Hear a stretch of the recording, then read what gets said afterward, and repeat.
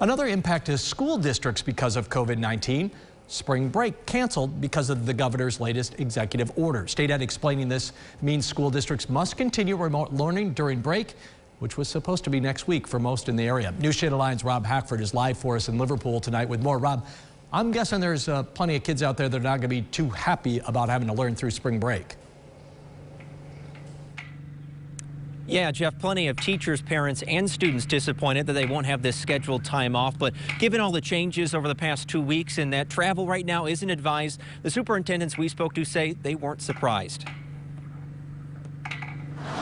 The new directive calls for a continuity of education until at least April 14th, which means April break this year is canceled. We kind of speculated that that was going to be coming. While it will be added time, according to superintendents like Tom Calabufo and Mark Potter, most things like at-home education, meals for students, and childcare for essential workers won't be changing. This isn't the optimal situation we would want to be in, but fully understanding that we're trying to do what's best for all of our families and all of our kids. The transition to online learning hasn't been easy, but Potter says the state is trying to take that into account. Not many school districts and not many kids are sitting down in school for 6.5 hours like they would have been if we were in a normal school situation.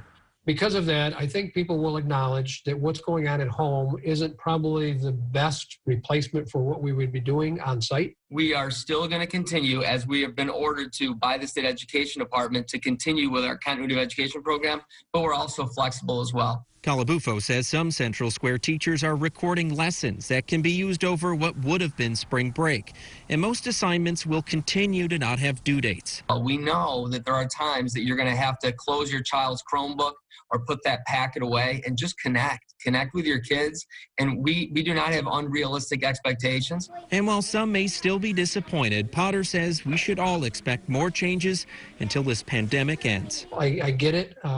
We're all in this together, and in the end, we'll come out stronger as we kind of walk our way through this situation.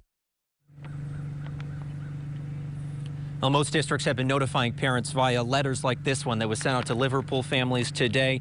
Now, Potter and Calabufo both said they wanted to thank teachers as well as the parents at home that may be in an uncomfortable situation trying to teach their kids something they're not used to in the current moment. In Liverpool, Rob Hackford, News Channel 9.